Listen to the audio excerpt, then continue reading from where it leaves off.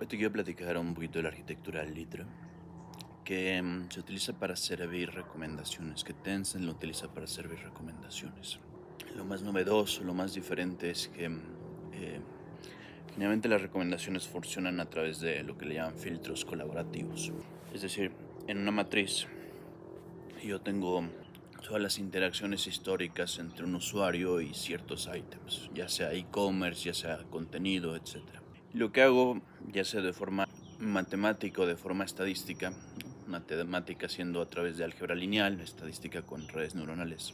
Y lo que hago es, podríamos decir, primero generar un perfil de usuario, pero lo más importante que hago es que genero, vamos a llamarle clusters de interés, la palabra que también le llaman escapullos de información, en base a la agrupación de distintos usuarios, en base a sus interacciones, en base a sus preferencias. Y esto me permite tanto servir mejor contenido, servir mejores recomendaciones, etcétera. Pero hay problemas muy graves por esto. El primero de ellos, estos capullos de información no permiten la diversidad de contenido. No permiten la individualidad del contenido, no agrupan, pero no de forma individual, sino de forma colectiva. Entonces, eso es el primer problema.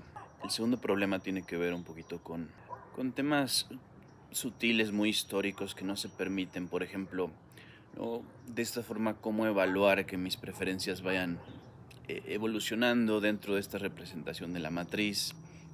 Hay que convertirla en un tensor de 3 dimensiones, ¿no? Donde una dimensión son los ítems, otra los usuarios, otra el tiempo. Pero realmente es dudoso qué tan capaces sean los modelos actuales para hacer esas sutil diferencias, ¿no? Luego tenemos tiempo continuo, cómo lo discretizas. Realmente no es sencillo. Y lo último es que finalmente no estás generando que va ligeramente ligado al primero, pero no estás generando un entendimiento intrínseco del objeto, sino simplemente un entendimiento a través de los comportamientos del otro. Y se puede ver de muchas formas esto. Por ejemplo, una de ellas puede ser si encuentras un subóptimo local o un óptimo local. Otro problema, estos son los cold start, que hasta que no genero cierta exploración y macheo con los contenidos, pues no tengo entendido qué es. Y lo que hace en Tencent, en particular WeChat, es que dicen, bueno, vamos a cambiar este proceso, vamos a utilizar modelos de lenguaje. Y suena muy bien, suena muy viable, suena excelente, pero hay demasiados problemas con esto. El primero es simplemente pensar WeChat sirve billones de anuncios. Eh, Entonces, primero cómo hacerlo de forma cost effective, ¿no? Cómo hacerlo de forma eficiente, de forma que el precio no crezca de sobremanera. Y lo segundo es cómo hacerlo, cómo implementarlo, porque los LLMs no tienen cierta capacidad de escalar tal como las funciones estadísticas. Entonces, lo que estas personas hacen es que crean lo que es un árbol semántico. Es decir, categorizan la información y van creando lo que le llaman un tritier. Entonces, lo que ellos hacen es que definen lo que son semantic IDs, que me parece que el concepto es ligeramente engañoso, porque no necesariamente son IDs, son categorías semánticas. Y ellos más o menos utilizan 5 niveles de profundidad. Entonces tienes, por ejemplo, autos europeos, autos de lujo, autos de lujo deportivos europeos, ¿no? O por marca, etcétera. Y ya que se realiza este árbol, lo que hace es un proceso, uno pensaría que de búsqueda, pero no necesariamente. Lo que ellos realmente hacen es un proceso de predicción. Entonces ellos entrenan un proceso de fine tuning, ¿no? De crear un vocabulario. Cada una de estas categorías, de estos semantic IDs, se le asigna un vocabulario. Y lo que hacen es que utilizan modelos de predicción, entonces crean un proceso, entonces crean un template y este template les ayuda a ver las predicciones de los usuarios. ellos definen, por ejemplo, este usuario tiene estas características demográficas, ¿no? Edad, lugar de residencia, ocupación, incluso hasta poder adquisitivo, ¿no? Y de alguna forma histórico. Entonces, que empiezan con esa forma del template. Después mencionan, creo que hay un proceso siguiente, pero después mencionan categorías en las que normalmente la persona está interesada, por ejemplo, deportes, autos, películas, etcétera, con el nivel de granularidad que queramos. Finalmente, por tercero, hacen sus recientes interacciones de advertising, de anuncios. Entonces, por ejemplo, dicen, esta persona le dio clic a este anuncio. Esta persona le dio clic a este otro anuncio. Esta persona se le mostró este anuncio, pero no hizo nada. Esta persona convirtió en este anuncio. Y al final, la última parte del template son sus últimas interacciones de contenido. La persona vio este short en particular, vio este video en particular. La persona es WeChat, ¿no? La persona, no sé qué tanta privacidad, pero vamos a poner un ejemplo. Hizo este comentario, etcétera.